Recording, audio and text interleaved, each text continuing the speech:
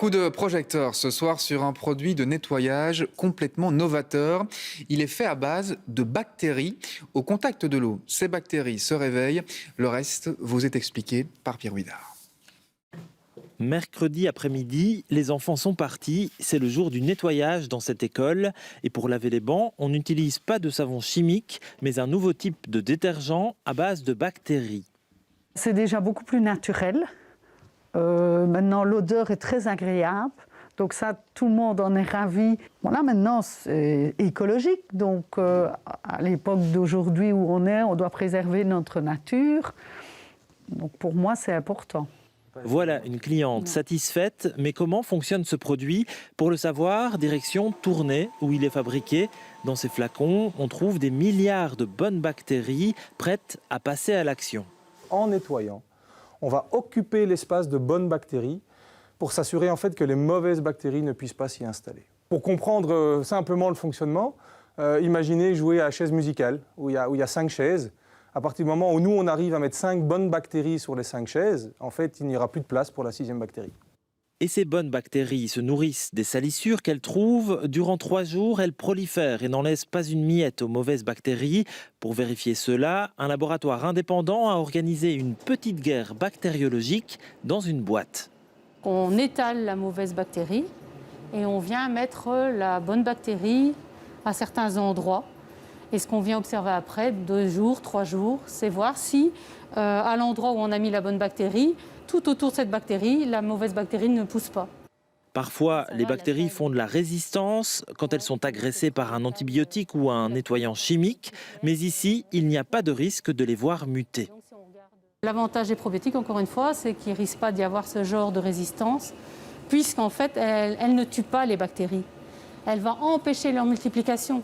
Ce n'est pas du tout la même chose et donc du coup, il n'y a pas cet effet de résistance qui va apparaître. En Europe, quelques entreprises seulement développent des produits similaires, mais le marché grandit et la société Pollet y croit. On voit vraiment qu'il y a un réel engouement. Et en fait, on est convaincu que les produits à base de probiotiques, en termes de nettoyage en tout cas, vont devenir le new normal. Ça va être la nouvelle manière de travailler, car en fait, il n'y a que des avantages aujourd'hui à travailler avec des produits à base de bactéries.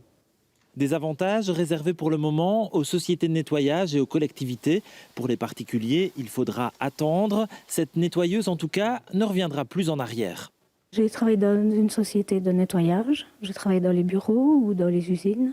Les produits ne me convenaient pas. Ne me convenaient pas parce que ils sentaient beaucoup trop fort et ils me piquaient à la gorge. Chose que je ne constate pas avec ceux-ci. Après les désodorisants et les nettoyants, Pollet cherche de nouvelles applications et de nouveaux territoires. Ces bactéries partiront à l'assaut des États-Unis en septembre prochain. Et on imagine bien l'intérêt de ce genre de produits nettoyants. Bonsoir Gwenaëlle de Kegeler. Surtout à l'heure où les études mettent de plus en plus en avant les composés toxiques qui peuvent se trouver dans nos armoires. Bah oui, et d'autant plus dans cette période où la pandémie a ancré l'hygiène à un tout autre niveau. On a intensifié nos habitudes de nettoyage, voire de désinfection des surfaces, avec les produits les plus performants, voire agressifs, à l'égard de la moindre bactérie, mauvaise ou bonne. Seulement voilà, depuis quelque temps, le pouvoir des bactéries, microbes et autres champignons qui sont présents partout, en très grand nombre, y compris dans et sur le corps humain, est devenu un sujet très étudié par les scientifiques. Le rôle de tous ces micro-organismes est indéniable. Ils contribuent à l'équilibre des écosystèmes. Et à côté de cela, les études sur la pollution de l'air intérieur se multiplient et elles mettent en cause nos produits ménagers industriels chimiques. Donc si je comprends bien, quand on pense nettoyer, on pollue en fait. En tout cas, quand on utilise beaucoup des produits ménagers industriels, on libère dans l'air une quantité de substances toxiques qui sont mises en cause dans la pollution de l'air intérieur. Selon l'Agence de la protection de l'environnement américaine, quand on est à l'intérieur, on est exposé à une pollution de l'air 2 à 5 fois plus que quand on est à l'extérieur. Or, dans des régions comme la nôtre, on passe 85% de notre temps à l'intérieur.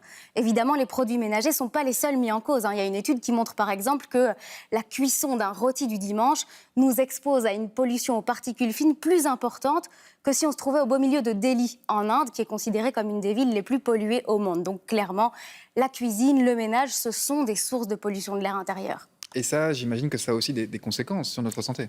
Bah oui, tout à fait. L'OMS, l'Organisation mondiale de la santé, établit clairement un lien entre la pollution de l'air intérieur et les maladies respiratoires et cardiovasculaires.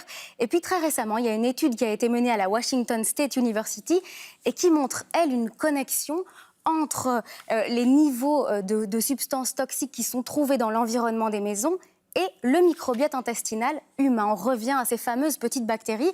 Les enfants qui présentaient des niveaux de substances chimiques plus élevés dans le sang présentaient également des différences dans leur microbiote. Merci beaucoup Gwenaëlle pour toutes ces explications, c'est franchement étonnant.